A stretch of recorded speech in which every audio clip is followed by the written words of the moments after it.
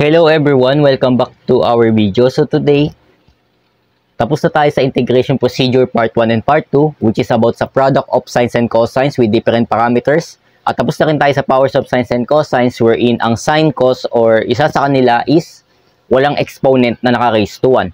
So dito, ang topic natin ngayon is another integration procedure, and pagsasamahin ko na yung part 3 and part 4 about sa powers of tangent seconds and ang powers of cotangent coseconds.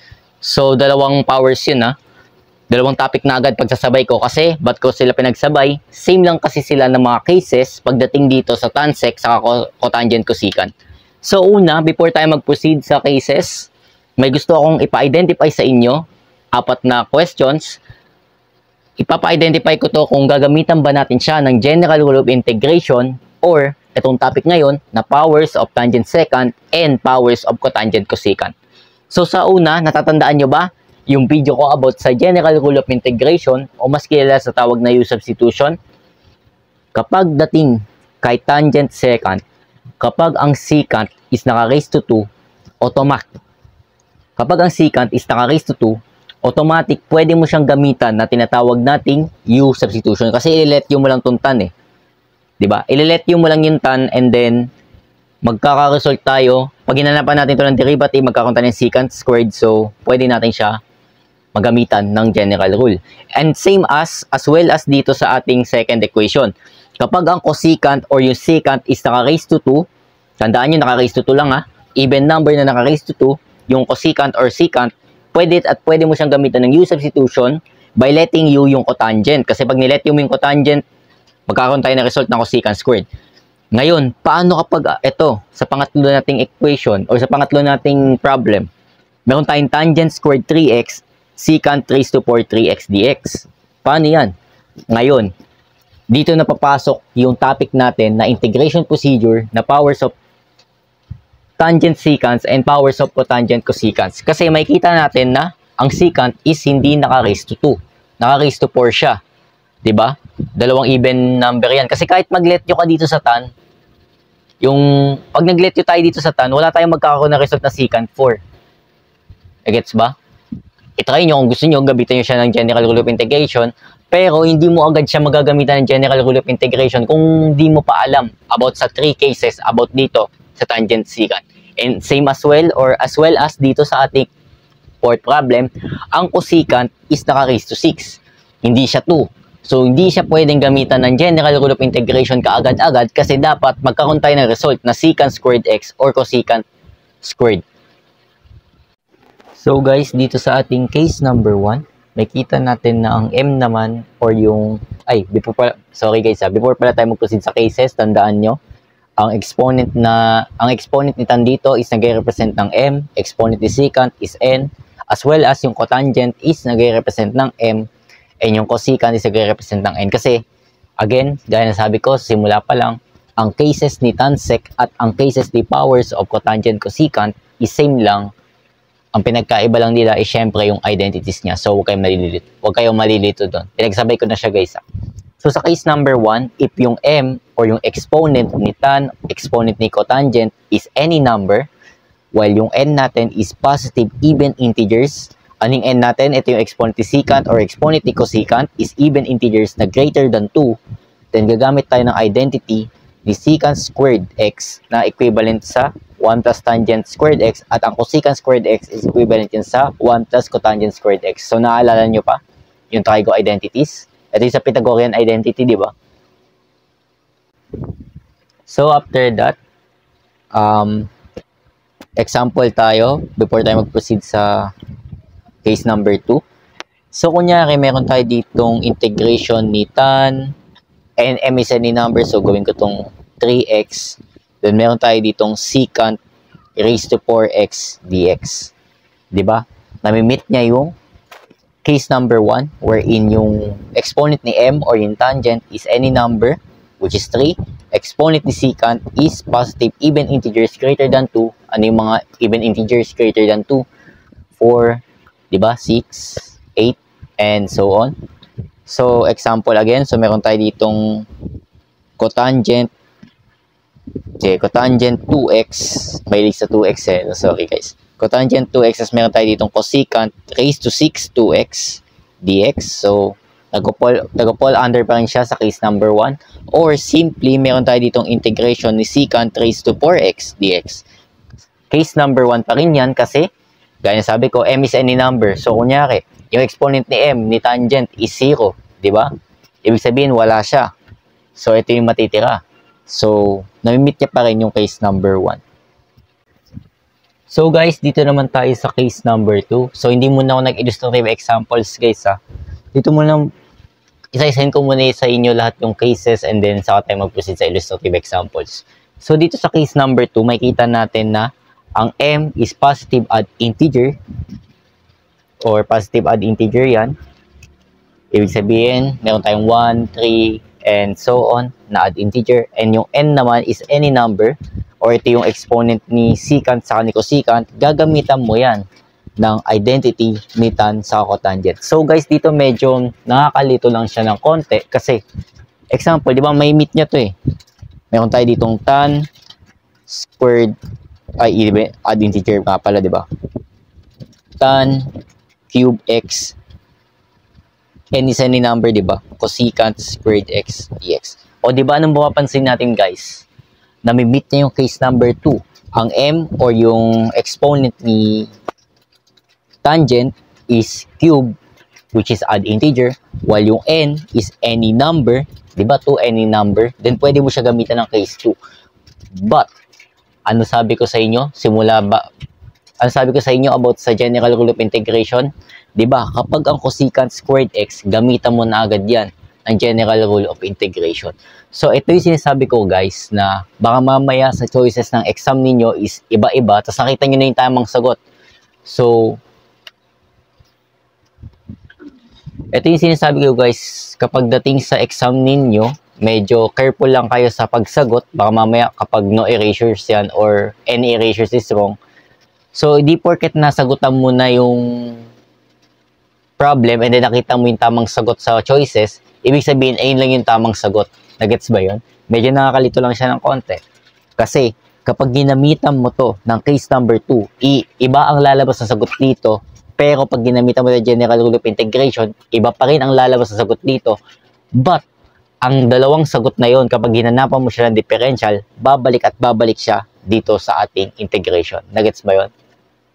So, para mas magets nyo pa, mamaya gagawa ko na example about sa case number 2. So, sa ngayon, ito lang muna. Case number 3. So, makikita natin ng m is positive odd or even integers yan. Hindi ko na sinulat, tinabad na ako eh. Ang n naman is 0 dito sa ating case number 3. Gagamitan mo yan, syempre, walang iba yung identity ni tan sa ni cotangent. Kasi 0 nga yung n. Anong gagamitin mo? Yung identity ni secant sa cosecant. So, ayan lang. Sa case number 3. So, for example, meron tayo ditong integration ni tan 4x dx. So, pwede mo yung gamitan ng case number 3 kasi yung n natin, wala tayong secant, wala tayong cosecant. So, gagamitan mo agad yan ng case number 3. And meron tayo ditong integration ni cotangent cube x dx. Case number 3 kasi wala siyang partner na cosecant. Eh, paano yung integration ni cotangent x dx? Case number 3 pa rin? Siyempre hindi na, guys. Dapat nga kasi wala dito nakalagay eh. Walang nakalagay dito na not equal to 1. So dapat not equal to 1 to. I don't know. Wala kasi dito sa rule, so wag ako maglalagay or mag-add na sarili ko. Pero kapag ganito, guys, automatic gamitan mo na siya ng basic rules of integration or yung integration yielding trigonometric function kasi may sagot na tayo dito pagdating sa cotangent x. So, yan. Guys, after nyo makabisado yung tatlong cases natin and napamiliarize na kayo or nabalik-aral or bumalik na sa isip nyo yung pagdating sa trigonometric identity or Pythagorean identities. So, ngayon, proceed na tayo sa first illustrative example ng ating video wherein meron tayong integration ni tan cube 2x secant squared 2x dx. Anong sabi ko kanina, di ba? Pagdating dito sa tangent secant, guys, tandaan nyo palagi ito. So kung nandito kayo nakikinig to, thank you and maswerte kayo kasi Ang information na to is sa tingin ko mahalaga pagdating sa exam kasi napagdaanan ko na yan. So, kapag may equation kayo or mayroon kayong integration about sa tan, tangent, secant, tapos nakita mo naka-squared yung secant or yung cosecant, tama ba? Kasi tangent secant saka cotangent cosecant, diba? So, ang secant or cosecant is naka-squared. Gamitan mo agad yan ang general rule. But, if your exam is multiple choices, huwag nyo agad sasagutan yun. Kasi kahit na malaman mo yung sagot nito, malay mo yung ibang choices tama rin kasi pwede mo siyang gamitan ng case number 2 pagdating sa integration of powers of tangent secant and cotangent cosecant. So una, gawin na muna natin yung gamitan nyo to ng general rule of integration on your own kasi gagamitan ko na siya ng case number 2 guys ha. So, sa case number 2, ano sabi doon? Balikan ko lang to. Medyo inaantok lang. So, ayan. Yung m natin is positive odd integer. And yung n natin is any number. Then, ang gagawin natin is, gagamitan mo siya ng identity ni tangent or ni cotangent. But this case, yung tangent. So, ang gagawin natin, di ba? Paghihiwalayin mo tong tangent cube 2x. Pang-same lang to sa ano? Pang-same lang to sa sine and cosine or sa product of sines and cosine. Kasi dapat magkakaroon tayo ng result na naka-squared yung tangent. So, paghiwalayin lang natin yan, meron tayo ditong tangent squared 2x. Multiply mo yan sa tangent 2x. Tama ba? Kasi kapag pinag-multiply mo itong dalawa, babalik yan sa tangent cube 2x. Nagets ba yan? Pinaghiwalay ko lang sila. And then, copy mo yung si secant squared 2x. Then, huwag kalimutan si dx. Nagets yan guys ha. Pinaghiwalay ko lang tong dalawa. I mean, pinaghiwalay ko tong tangent cube 2x into dalawa. Dapat magkakaroon tayo ng result na tangent squared 2x. And after that, sorry, naglagay pa ako ng parenthesis. Baka, parenthesis ba tawag dito? Ayan, i-multiply ko na lang. So, ibig sabihin, pinaghiwalay ko to. And then, kinapi ko lang si secant squared 2x. And after natin yan guys mahanap, ang gagawin natin is gamitan mo ng identity yung naka-squared. So, ano identity ni tangent squared 2x? Diba, meron tayo ditong secant squared 2x minus 1. Nagets ba yan? And then, meron tayo ditong tangent 2x, multiply mo yan sa secant squared 2x dx. Ang next kong gagawin is, instead na, kasi karamihan sa mga pop natin, karamihan sa, siguro, sa sources ninyo na makikita nyo, kapag may ganito tayong equation, ang gagawin muna nila is, etong dalawang to, yung tangent 2x, secant squared 2x, i-distribute nila yan sa secant squared 2x saka sa 1, and then gagamitan ng summary difference rule, and then gagamitan ulit ng cases ng tangent secant. So, ang haba ng proseso guys, nakaka-boring yun. Ang gagawin ko guys dito, pwede nyo itong sundan, pwede ring hindi. Meron tayo ditong secant squared 2x minus 1. Copy ko lang. Then, meron tayo ditong tan 2x. And paghihiwalayin ko si secant squared 2x. Bakit? Inanalyze ko kasi. Paghihiwalayin ko muna guys ha. So meron tayo ditong secant 2x and another secant 2x. Then huwag kalimutan si dx. Pinaghiwalay ko tong ano, pinaghiwalay ko tong katabi ni tan 2x sa kabila. Bakit ko yan pinaghiwalay? Kasi pag may ganito tayong equation, pwede na natin siya gamitan ng U substitution. Paano? Pakita ko na lang sa inyo kasi mahirap siya i-explain. So, ang una kong ginawa ulit guys ha, integration ni tan cube 2x secant squared 2x dx. Gamitan mo agad yan guys. Gamitan mo na agad yan ng general rule of integration o U substitution. Pero, pagdating sa exam, multiple choices, may mga sagot doon na magli-lead pa rin at babalik yan dito. Kasi, hindi sa lahat ng oras or hindi sa lahat ng pagkakataon, kapag ginamitan mo siya ng general rule, ayun lang yung tamang sagot. May ibang tamang sagot. At isa na dito, pag ginamitan mo siya ng integration procedure, wherein pinaghiwalay ko tong tan cube 2x, and then kinapit yung secant squared 2x, and then identity, tapos tan 2x, then secant squared 2x, kinapi ko, and after ko makuha yan, pinaghiwalay ko na naman ulit si secant squared 2x na magkakaroon tayo ng ganyan. After that, pag nag-let you tayo, ang ile-let you natin is si secant x lang. Ay, si secant 2x rather. Nagets ba yan? So, ang ginawa ko pag ganitong equation, syempre, makikita nyo na isa sa kanila, sa tan and secant, isa sa kanila is merong power na naka-raise to 2. So, ang secant 2x ang ginamit ko. Yung base lang, hindi yung secant squared ha. So, kapag hinanapan mo yan ng differential, ang lalabas dyan is tangent 2x, secant 2x. Then, huwag kalimutan si dx. Nagets ba? Ay, sorry, kasi meron pala tayong 2x. Ang lalabas dyan, pag hinanapan mo yung differential ni secant 2x, is meron tayong 2 secant, or unahin natin si tan, para formality. So, meron tayo dito tan 2x secant 2x dx. And then, ilabas mo lang itong constant sa labas ng, or ilipat mo lang sa kabilang side, that would be, tanggalin ko na itong 2 meron tayo ditong 1/2 du equivalent to tan 2x secant 2x dx. Diba ito yun guys? Tan 2x secant 2x, then dx. Diba? Kapag nahanap mo na yan, ito na yung kabuuan niyan, ibig sabihin meron tayong 1/2 du, and then ang nilet yun natin is secant 2x, which is ito, secant 2x. So, pwede na natin siyang bukahin. Sorry guys, bukahin ko lang to. Wala nang space eh. Di ko lang bubukahin yung ating tanong. So, bukahin ko muna, lagay ko lang sa medyo taas. So, ang mangyayari dito sa ating equation or sa tanong natin, pag nag-let u tayo, meron tayong integration, ani secant 2x, meron tayong u squared minus 1. Ito yun, u squared minus 1. And then, may matitira ditong secant 2x. Ito yun, so meron tayong u. And then, ang tan 2x secant 2x dx, ito yun, tan 2x secant 2x dx, is meron tayong 1/2 du. Ang haba ng proseso, no? Gusto ko lang to idagdag information lang to. No need yun naman siya gamitan ng ganyan. Case number 2. So, pagdating kasi sa integration procedure, powers of tangent secant sa cotangent cosecant, yung case number 2 nila is parang ang haba ng proseso, no? Kasi procedural nga eh. Integration procedure nga eh.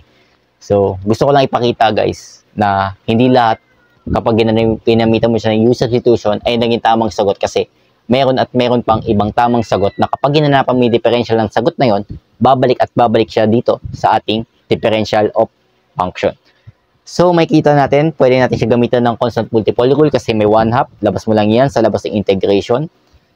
So, meron tayong u squared minus 1, then cu, then meron tayong du. And after that, meron tayong 1/2. Distribute mo yung u, that will be u cubed minus 1. Ay, sorry. Distribute nga eh. U cubed, then minus u. Huwag kalimutan si du. And after that, gamitan mo siya ng, guys? Basic rule of integration number 4, which is yung sum or difference rule. So, meron tayong 1/2 u cubed du minus 1/2 integration ni u du. And then, gamitan mo to ng integrable na yung parehas. Gamitan mo siya ng power rule. So, meron tayo ditong 1/2 u raised to 4 over 4. Then, minus another 1/2 u raised to 2 over 2. Then, huwag kalimutan si plus c.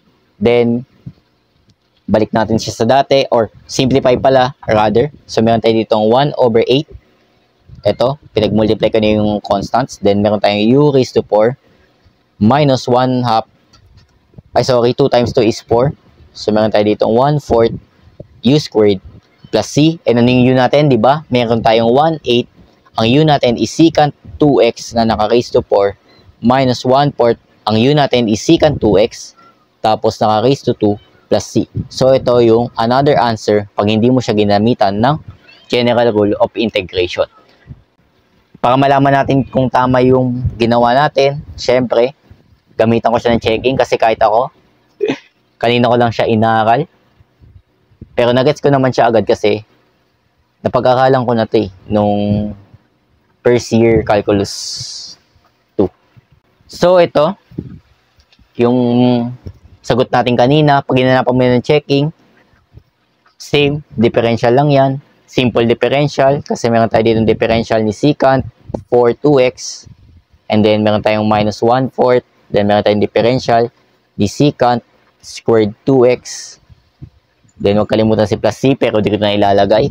So, chain rule yan, chain rule to. So, meron tayong 1/8, then meron tayong 4 secant raised to 3 2x. Nagets ba yan? Then, huwag kalimutan c. Then, huwag kalimutan yung differential ng ating base, which is yung base natin sa ngayon is yung secant. secant 2x. And then minus 1/4. Then differential, differential na pala yan. So meron tayo ditong 2 secant 2x. And then huwag kalimutan yung differential ni secant 2x, yung base. And next, cancel. So meron tayo ditong 1/2 secant cube 2x. Kinapi ko lang. And then differential ni secant 2x is simply, ano ba yan? Is simply secant, unahin ko na si tan kasi tan sec yan eh. Kapag ginanapan mo yung differential ni secant, so meron tayo ditong tan 2x secant 2x. Then differential ni 2x, skip ko na. So meron tayo ditong 2. Then minus 1/4, pwede na pala makancel to. So meron tayo ditong 1/2. Then secant 2x. And then differential yan is same lang yan ng tan 2x secant 2x. Ang haba ng checking. Then 2 sa dulo. In-skip ko na. So cancel. And then, ang matitira, pag pinag-multiply mo to, pinagsama mo, that will be tan 2x secant raised to 4 2x. Nagets ba yan? Pinag-multiply ko yung dalawa. Then, minus, meron tayong secant, ano ba to? Tan pala muna. So, meron tayo ditong tan squared 2x. And then, secant, that would be secant squared 2x. Then, huwag kalimutan si dx kasi wala tayong hinahanapan ng differential. Dapat nga dito, meron ng differential sa dulo, pero nag-skip kasi ako. So, after that, factor out. So, ang ipapactor out natin dyan, ano yung pinakamababang exponent? Ito yung tanong, ano yung pinakamababang exponent? Isa-isa na lang natin. So, sa pinakamababang exponent ni tan is si tan 2x. So, meron tayo ditong tan 2x. Pinakamababang exponent ni secant is secant squared 2x. So, ibig sabihin, may matitira tayo dito. Pag dinivide mo to, di ba? Cancel. So, 4 divided by 2, minus mo lang yan. That will be secant squared 2x minus sa una. Meron tayong matitirang another tan. Sa pangalawa, wala na. Then, huwag kalimutan si dx. Then, namali ako ng checking dito, guys. Diba secant 2x tapos tan 2x secant 2x. So that will be tan 2x lang. Kaya pala pang wala akong ma-produce na result. Sorry. Error. Meron akong namali. So pagdating dito lang ako nagkamali guys. Pagdating dito, ito pinag-distribute ko lang. Ito yung lalabas. And ito dinistribute ko lang. Ito yung lalabas. Nakasquared kasi yung kanina. So nagulat ako saan nanggaling yung another tan. And after that, factor out mo si tan 2x. Then, factor out mo kung yung pinamababa ng secant, which is si secant squared. So, ibig sabihin, secant squared 2x minus 1 yan. Dx. Sorry, guys. Yan, error lang. So, nagets ba yung checking? Medyo binibilisan ko lang kasi last video, umabot ng 1 oras. Dapat talaga before kayo mag-proceed sa integration, master nyo na yung differentiation. So, ayan. Pang same lang naman yan sa mga previous videos ko eh. So, kung first time mo mapanood yung video na to, sorry. Kasi sa previous video, inisa-isa ko yung checking. So, dito hindi na. Kasi same lang naman sila ng gagawin. Differential. Gamit yung chain rule. Saka basic rule of differential. And then after that, factor out lang kung ano yung ipapactor out. Tapos may makikita kang identity, balik mo lang yung sa dati. Kasi pag binalik mo yung sa dati, bukayin ko lang to. Kapag binalik natin yung sa dati, ito identity, gamitan natin ng identity. That would be tan 2x. Ay, yun na naman, may squared na naman ako. Tan 2x lang. Then meron tayo dito ang secant squared 2x. Ito yun Itong identity is simply, meron tayo ditong tan squared 2x dx. After that, syempre, multiply mo lang. That will be tan squared times tan. That will be tan cube 2x secant squared 2x dx. So, bumalik yung differential of function natin. So, paano yung ganitong equation, guys? Una, mapapansin natin, ano ba siya? Diba, about siya sa tan and secant, powers of tangent and secant. So, anong case to? Kapag sagot mo is case number 1, tama ka. Kasi, ang m natin is any number, wherein ang m natin dito or yung exponent ni tangent is 0 kasi wala siya sa ating problem. And ang n natin is positive even integer na greater than 2, which is 4, and then, ayun na. Kapag na-identify mo, case number 1 yan, ang una mong gagawin is paghiwalayin mo ang secant for 2x over 3 into, ano yung paghiwalayin mo? Dapat meron kang magkakaroon ng result na secant squared. Ayun lang. Dapat magkakaroon ka ng result secant squared. So, paghiwalayin mo lang yan, that will be secant squared 2x over 3, and then meron kang another secant squared 2x over 3 dx. Same lang yan. Kasi pag pinag-multiply mo yan, babalik yan, di ba? And after that, kapag napaghiwalay mo na, mamili ka lang sa isa. In this case, ito yung pipiliin ko. And gagamitan ko yan ng identity. That would be integration ni, ano ba yung identity ni secant? Diba meron tayong 1 plus tangent squared. Then copy mo yung parameter. Then huwag kalimutan C. Gantiin ko nga para di tayo malito.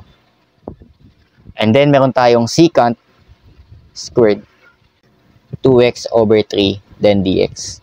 And after that, pwede ko na siyang gamitan ng general rule of integration kasi pwede ko siyang gamitan ng ano eh. Di ba? Isa-isahin ko pa yan. So medyo mahaba. So gamitan ko na agad siya ng general rule of integration wherein ang i-let nyo ko is si tangent.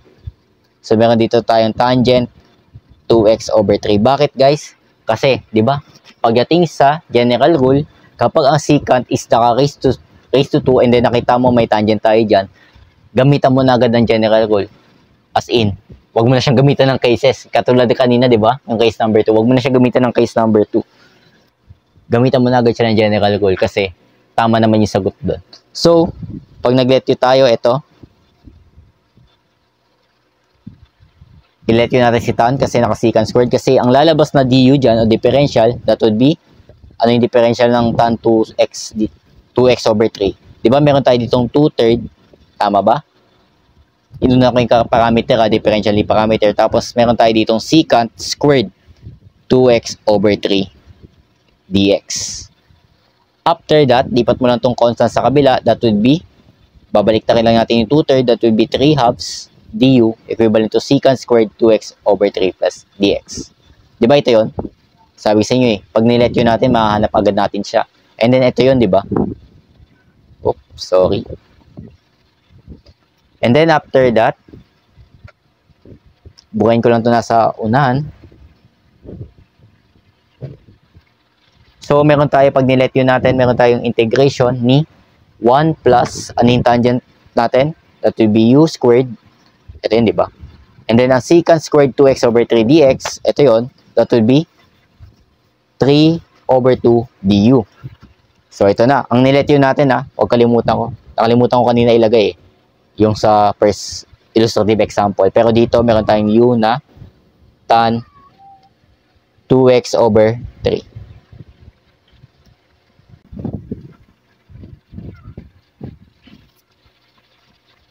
Gumagana pa yung video. Uy, 37 minutes na. After that, labas ko lang itong constant sa labas ng integration. And then, meron tayo ditong 1 plus u squared du. And then, gamitan ko siya ng basic rule of integration. Sum or difference rule. Meron tayong 3 halves integration ng ano yung 1? Siyempre, simply du. Plus another 3 halves. Then, integration ni u squared du. And after that, di ba? Constant rule, saka or power rule to, rather. So, meron tayo ditong 3 half u plus another 3 half u raised to 3 over 3 plus c. Then, simplify natin to further. So, pwede natin to makancel. So, meron tayo ditong 3 half. Ano yung u natin? Meron tayo ditong tan 2x over 3. And then, plus. Meron tayo dito na cancel. So, meron tayong 1 half. Ano yung u natin? Meron tayo ditong tan 2x over 3 na naka-cube plus c. So, ito na yung final answer natin. Double check ko lang. Ito yung final answer natin, guys, Di na ako magpo-contact ng checking dyan, Hahaba na naman yung video, eh. Dito muna ako sa laptop ko.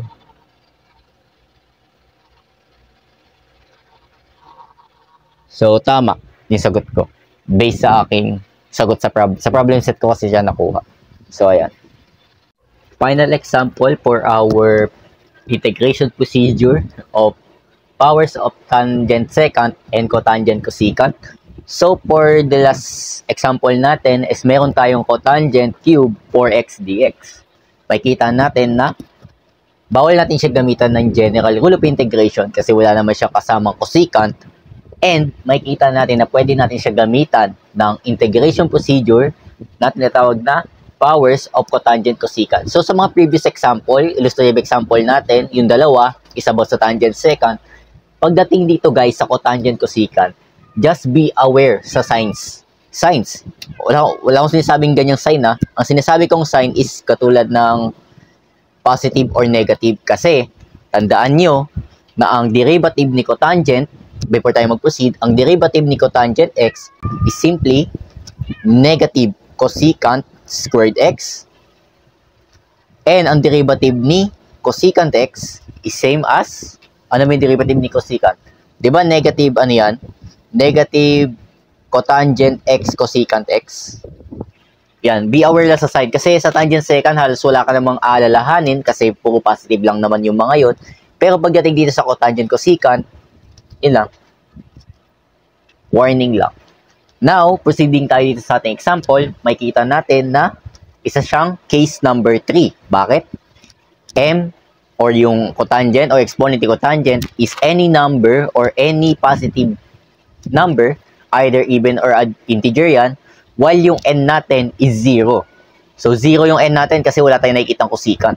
So, ang gagawin natin, syempre, huwag kalimutan, paghiwalayin, and dapat, merong magkakaresult. Tandaan nyo palagi ito pagdating sa mga cases.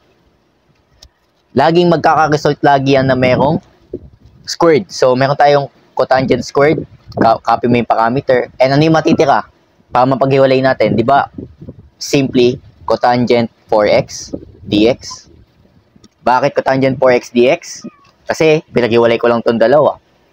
Parang de-decompose. Di ko alam kung tamang term yung decompose eh. Basta, ayun lang sabi ko, para ma-decompose natin itong cotangent cube 4x into 2.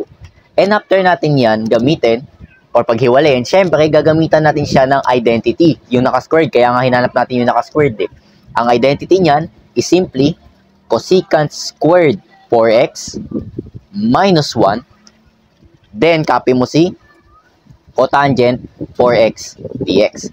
And after that, makikita natin na meron tayong cotangent and cosecant. Ibig sabihin, di ba yung cosecant natin, makikita natin na isa sa kanila is naka-raise to 2, which is si cosecant. So, pwede na natin siya gamitan ng general rule of integration or U substitution. Tama ba? Mali. Bakit mali? Tandaan nyo, dagdag kaalaman ninyo pagdating sa general rule. Hindi porket isa sa kanila is naka-raise to 2, gamitan mo kaagad-agad yan ng general rule. Isa sa exception is ganito. Bakit? Kapag nag-let you agad tayo guys, kunyari, let you natin to si cotangent 4x. Ano yung sagot niyan? Ang differential niyan is simply negative. Ayan na nga ba sinasabi ko, di ba? Nakalimutan ko yung sign. So, meron tayo dapat ditong negative 4 cosecant squared 4x dx. Ito yun. Kaso nasa loob to ng parenthesis eh. Itong cosecant squared eh. Nasa loob kasi yan ng parenthesis. So, ibig sabihin, bawal yan gamitin. Dapat, kung nagkabaliktad sila ng pwesto, bawal mo siya pagbalibaliktarin kasi may parenthesis tayo dito eh. Pero kapag itong cotangent nandito, tapos yung cosecant nandito, magkasama yung dx, saka si cosecant squared 4x, pwede mo agad siya gamitan ng general rule. Isa sa ito sa exception kasi bawal mo agad siyang gamitan ng general rule kapag ang cosecant or pagdating sa tangent yung secant, in this case yung cosecant nandito sa loob ng group or parenthesis, bawal mo siya gamitan ng general rule kaagad kasi yun nga, wala kang mapoproduce na cosecant squared 4x dx. Yun lang. So, bawal tayong mag-general rule agad. Ang gagawin natin is, katulad ng mga tinuturo ng prof sa inyo, distribute mo muna si cotangent 4x. Ayun lang yung tanging solution talaga. Pagdating sa this case lang ah. Siguro sa case number 3 lang naman to ng powers of secant, tan, saka cotangent, cosecant eh. So, pag dinistribute natin na isa-isa, ang mangyayari, meron tayong cotangent 4x and then cosecant squared 4x. Nagets ba yan? Multiply ko yan. multiply ko to sa 1. So, huwag kalimutan si minus. And then, multiply mo yan sa 1 or cotangent 4x times 1. That will be simply cotangent 4x dx. And then, after that, dito mo pwedeng gamitan ng sum or difference rule kasi mayroon tayong dalawang i-integrate kasi sum or difference rule yan. So, meron tayo ditong integration ni cotangent 4x cosecant squared 4x dx minus integration ni cotangent 4x dx. So, ayan. Ang next na gagawin natin after that is, syempre, pwede tayo mag-let you both side. Sa una, ang ile-let you natin dito na nga ako mag-let you sa taas. Bubukain ko rin naman mamaya. Ang ile-let you natin pagdating dito sa unang equation or unang integration, syempre makikita natin na meron tayong cotangent cosecant and ang cosecant is naka-raise to 2. Diba? Dito tayo pwede mag-general rule of integration wherein ang ile-let you natin is si cotangent 4x. And then after that, nag-let you tayo, hanapin mo yung differential niyan, that would be negative 4 cosecant squared 4x dx. Nagets ba yan? Dinifferential ko lang. And then, lipat mo tong negative 4 sa kabila. That will be negative 1/4 du. Equivalent yan sa cosecant squared 4x dx. Di ba ito yun? Ay no, meron tayo na-produce. And after that, sa kabila naman dito, sa pangalawa, ang ile-let you natin is hindi yung cotangent 4x kasi wala naman tayo mapoproduce na cosecant eh. Ang ile-let you natin is simply si 4x.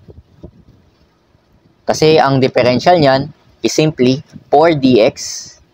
And then lipat mo yung 4 sa kabila, that will be 1/4 du equivalent to dx. Yan. Simple general rule of integration lang yan guys ha. After that, mag-let you tayo. Dito ko muna ilagay para mabuka ko dito mamaya. So, ang nilet you natin dito sa una is yung cotangent 4x, which is ito yung u. And then, ang cosecant squared 4x dx, ito yun, that would be negative 1/4 du. Sa kabila, meron tayong minus integration ni anong cotangent natin? Siyempre, cotangent. Ano yung nilet you natin is si 4x lang. So, cotangent u. Tapos, ang dx natin is 1/4 du. Ngayon, after natin ma-produce yan, before ko pala bukayin yan, lipat ko lang tong let u dito sa taas. Yung dalawa. So, ang u natin sa una is si cotangent 4x. Ang u natin sa kabila is si 4x. Yan. After that, yung dito, syempre, gamitan natin siya ng basic rules of integration. Labas lang natin tong constant sa labas ng integration. So, sa una, meron tayong negative 1/4 integration ni u du.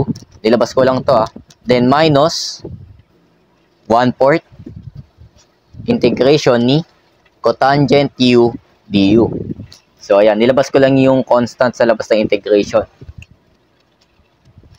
And then, pagkatapos niyan, syempre, yung dalawang side is pwede na natin siya ma-integrate kasi ito, integration yielding trigonometric function. Ito naman sa kabila is power rule. So, sa una, meron tayong negative 1/4, then u raised to 2 over 2, minus 1/4. Integration naman ni cotangent is ln sin u plus c. Sa dulo, syempre. Huwag kalimutan si plus c. And after that, simplify mo to further. Meron tayong negative 1/4 times 1/2. That would be 1/8. Tapos, ang u natin sa una is meron tayong cotangent 4x na naka-raise to 2. Nagets ba yan? Then, minus 1/4 ln sin. Ano yung u natin sa pangalawa? Is meron tayong 4x, then plus c. So, ito na yung final answer.